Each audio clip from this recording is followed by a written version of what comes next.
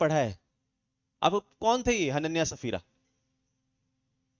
हाँ, मैं ऐसा मानता हूं, लिखा तो नहीं है, मगर मैं ऐसा मानता हूं ये ना चर्च के कोई ऐसा व्यक्ति था, पतरस के चर्च में, प्रारंभिक चर्च में, जो पतरस की कलीसिया में दान दिया करता था, या वो दान की सेवा करता था।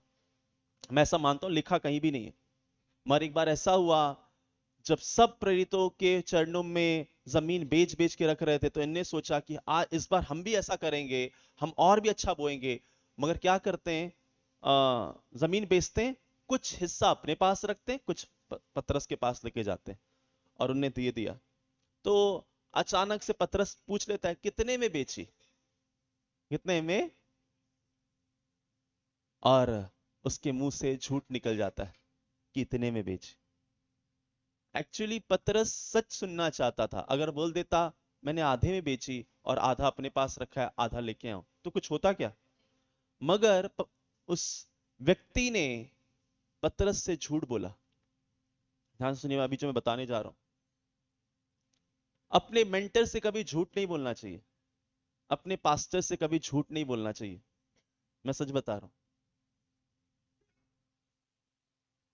अगर प्रभु का दास अगर आपसे कुछ पूछ रहा है, ऐसा क्या हुआ है, तो इंसान 2 मिनट सोचता है, फिर बातें अंदर ही अंदर बनाता है, फिर बोलता है। अभी उसको 2 मिनट लगा होगा, क्या सेकंड भर तो लगा होगा, क्या बोलूं, मेरे को लगा रखूंगा, ये बोल दिया, ठीक है। मगर पूछ लिया, उसकी बीवी से पूछ लिया, उसने भी वही बोला।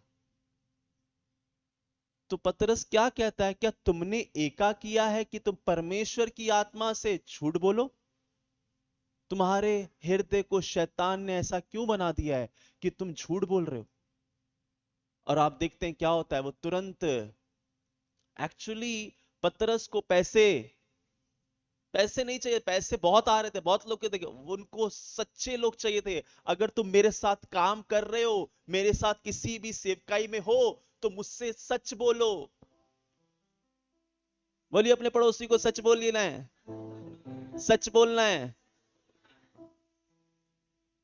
एक छोटा झूठ कि आपको एक झूठ बोला, तो उस झूठ को छुपाने के लिए, और फिर उस झूठ को छुपाने के लिए किसी और को भी झूठ बोलना पड़ेगा। सुन, उसने मेरे को ऐसा बोला है, जो तेरे से पूछेंगे ना, तो यही बोल देना।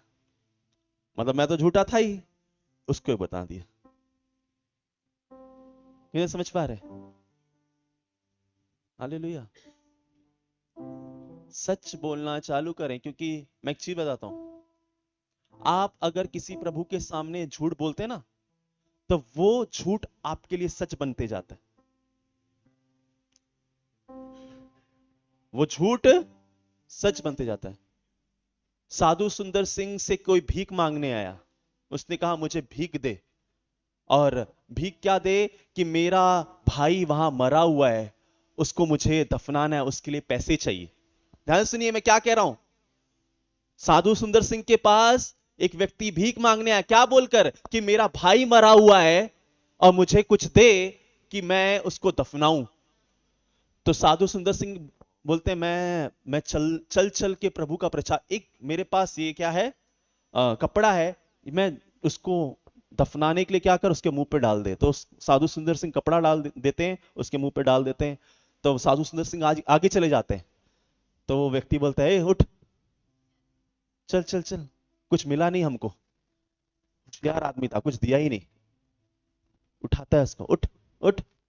5 मिनट उठाता, उठता ही नहीं है। कपड़ा खोल के देखता है तो सच में मर गया रहता। आप समझ रहे हैं?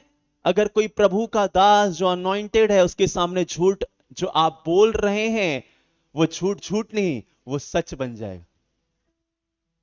विलियम ब्रैमन के पास एक व्यक्ति आता है और उनको परखने के लिए कहता है कि देखो ये बहुत बड़ा अपने आप को प्रॉफिट समझता है। एक व्यक्ति को लेके आता है, बोलता है मैं, तू बोलना कैंसर है। क्या है? कैंसर है। और जब हम बोलेंगे तुझे कैंसर है, प्रार्थना करेगा, हम इसको क्या करेंगे, पकड़ लेंगे कि तुझको तो कैंसर है नहीं, ये तो प्रॉफिट नकली निकल जाएगा। वो जाते हैं और बोलते हैं, एकदम ऐसे चर्च में आता है, रो रो के बोलता है, इसे कैंसर है, ये आखिरी स्टेज पर है, प्लीज इसके लिए प्रार्थना करो कि बच जाए। विलियम ब्रैमन कहते हैं इसे कैंसर है नहीं, मगर अब मैं कहता हूं जब यहां से बाहर जाएगा इसे कैंसर हो चुका है और इस 7 दिन के अंदर मरने वाला है। कितने जन समझ पा रहे हैं? अनॉइंटिंग जो है, अगर आप अनॉइंटिंग के सामने खड़े होकर सोच रहे हैं मैं अपनी बुद्धि लगाऊं और इससे सामने वाले को पागल बनाऊं, तो आप ऐसा कर रहे हैं कि आप वो चीज नहीं भी है तो ला रहे हैं। कोई व्यक्ति अगर किसी अनॉइंटेड प्रभु दास के सामने झूठ बोल रहा है, भले उसकी जिंदगी में है नहीं, मगर वो क्या कर रहा है? अपने ऊपर ला रहा है। हालेलुया।